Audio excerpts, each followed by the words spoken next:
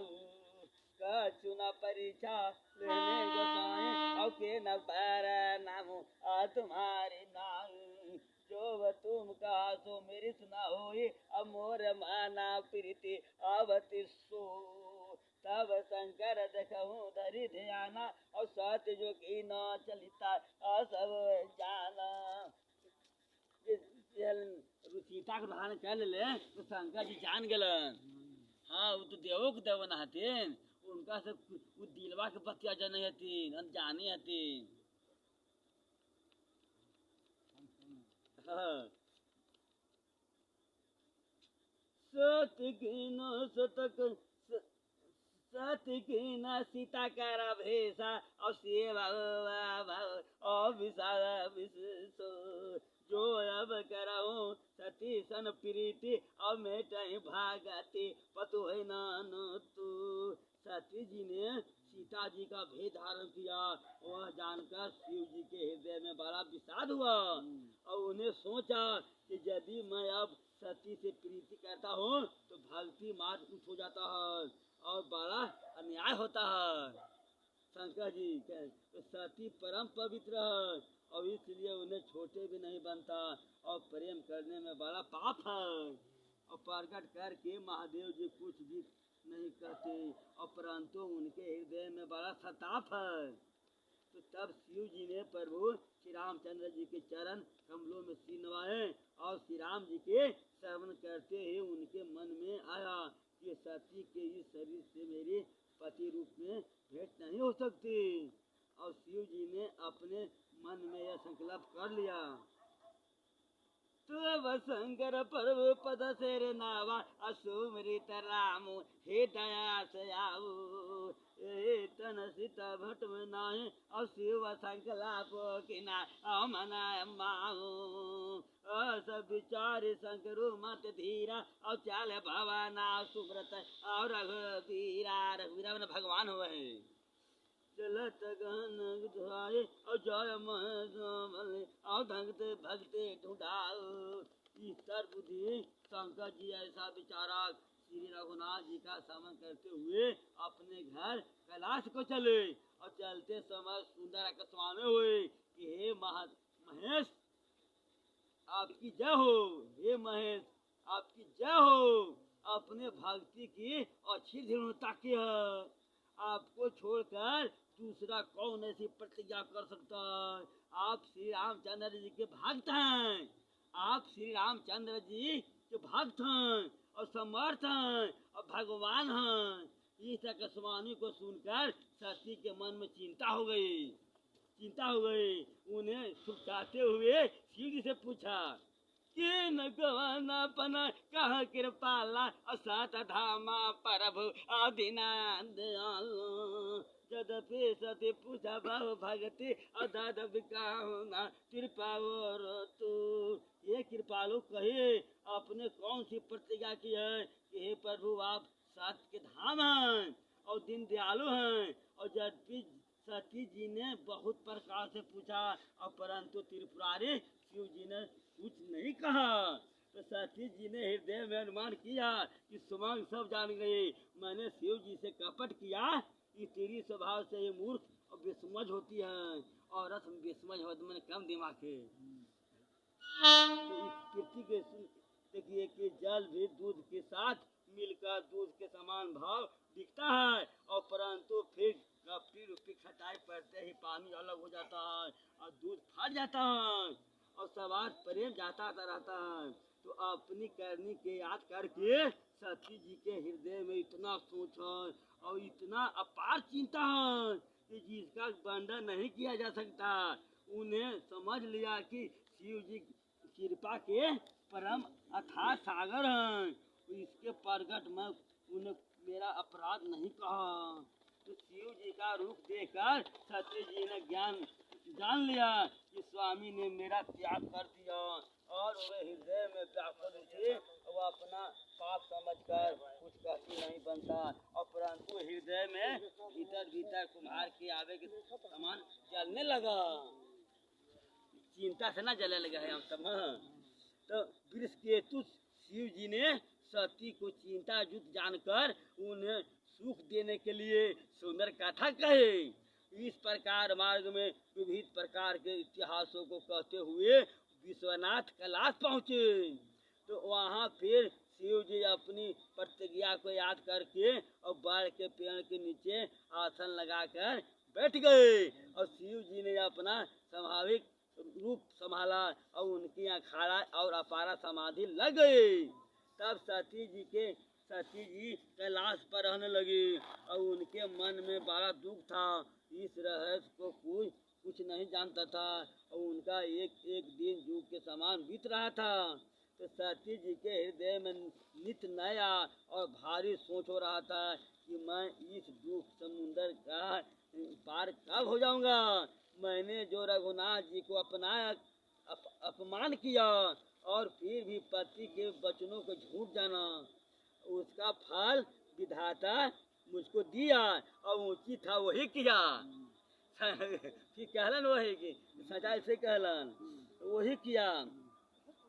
तो परंतु हे विधाता अब तुझसे उचित नहीं है। जो शंकर से विमुख होने पर भी मुझे जिया रहा है। तो सती जी के हृदय की गलानी कुछ कहीं नहीं जाती। और बुद्धिमती सती जी ने मन में श्री रामचंद्र जी का स्मरण किया और कहा कि हे प्रभु, यदि आप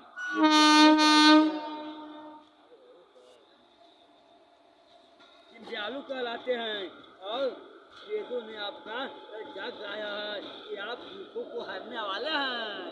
सती हती कहा कि आप दुखों को राम भगवान से कि आप दुखों को हरने वाले हैं, कि आप दुखों को हरने वाले हैं। तो मैं हाथ जोड़कर विनती करता हूँ कि मेरी यह देह जल्दी छूट जाए और यदि मेरे शिव जिसके चरणों में प्रेम है और मेरा यह प्रेम का व्रत मन वचन और कर्म से उच्चारण से सत है।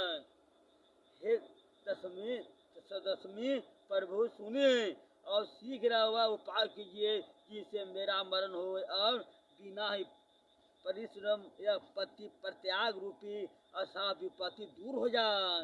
तो 10 सूत सती जी इस प्रकार दुखी थी और उनके इतना दुख था कि जिसका वर्णन नहीं किया जा सकता। 87,000 बरस बीत जाने पर अविनाशी शिव जी ने समाधि आंखी खोली और शिव जी का राम नाम का स्मरण करने लगे। तब सती जी ने जाना कि अब जगत के स्वामी शिव जी जागे और उन्हें जाकर शिव जी के चरणों में प्रणाम किया और शिव जी ने उनको बैठने के लिए आसन दिया। तो शिव जी भगवान हरि की समय कथा कहने लगे और उसी समय 10 प्रजापति हुए। तो ब्रह्मा जी ने सब प्रकार से योग देखकर समझकर 10 प्रजापतियों को नाग बना दिया और जब 10 ने इतना बड़ा अधिकार पाया तो उनके हृदय में अभिमान आ गया। अभिमान में घमंड। तो जगत में ऐसा कोई नहीं पैदा हुआ है और जिसका प्रताप पाकर मद न हो। मैंने कोई सबके पाले है। 10 ने सब मुनियों को बुला लिया और वो बड़ा जग करने लगे जो देवता का जग भाग पाते हैं। 10 ने उनको सबको आदर सहित निमंत्रण किया और 10 का निमंत्रण पाकर नाग सीधे और सब देवता अपनी अपनी स्त्रियों सहित चले और विष्णु ब्रह्मा और महादेव जी के छोड़कर सभी देवता अपना अपना विमान पर सज कर चले। तो सती जी ने देखा अनेक प्रकार के सुंदर विमान आकाश में चले जा रहे हैं और देवता सुंदरियां मधुर गान कर रहे हैं और जिनके सुनकर मुनियों को ध्यान टूट जाता है। और सती जी ने विमानों में देवताओं के जानने का कारण पूछा। तब शिव जी ने सब बातें बताई और पिता के जग की बात सुनकर सती कुछ प्रसन्न हुई और सोचने लगी कि यदि महादेव जी आज्ञा दे तो इसी बहाने कुछ दिन पिता के घर जाके रहूं, क्योंकि उनके हृदय में पति द्वार त्यागी जाने का बड़ा भारी दुख था। परम अपना अपमान समझकर कुछ कह नहीं कहती थी। आखिर सती जी भय संकोच और प्रेम से रस में सुनी मनोहर पानी से बोले, हे प्रभु, मेरे पिता के घर बहुत उत्साह है। उत्साह मैंने जग वह उत्साह है। यदि आपकी आज्ञा हो तो हे कृपा के धाम, मैं आदर सहित उसे देखे जाऊं। तो शिव जी ने कहा, तुमने बात तो अच्छी कही, यह मेरे मन को भी प्रसन्नाए, पर उन्हें न्योता नहीं भेजा।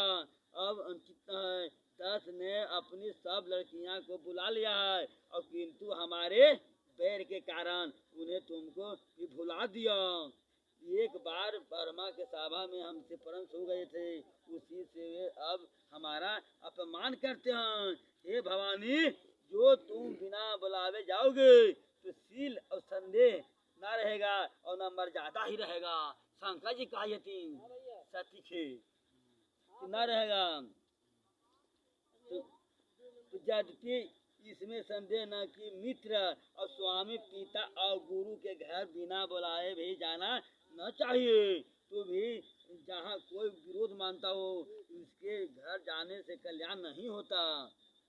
भगत अनेका शंभु समझावा, अभावी वासना अज्ञान कह प्रभु चाहूं जो बिनो बुलाए, और ना ही भले बताए और हमारे भाई। शंकर जी कहा जाता कि सती तुम मत जाया, न्योता ना हम मिले तो मत जा जग में, तय ना से मनाए। तो शिव जी ने बहुत प्रकार से कहकर देख लिए, और किंतु जब सती जी किसी प्रकार भी नहीं रुकी, तब त्रिपुरारी महादेव जी ने अपने मुख रन्नू के साथ देकर उनको विदा कर दिया।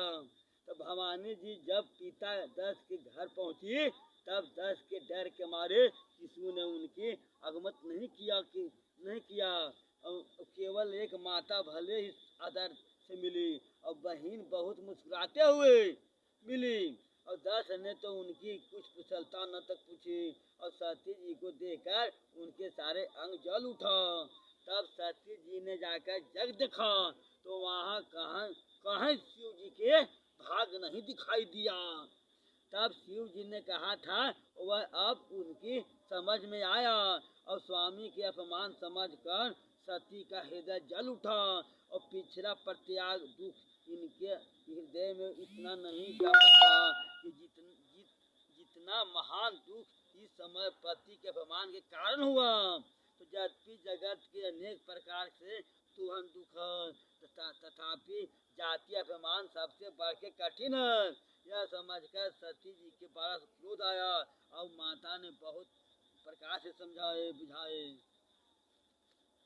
तो परंतु उसने शिव जी का अपमान सह नहीं गया, और उनके हृदय में कुछ भी क्रोध नहीं हुआ।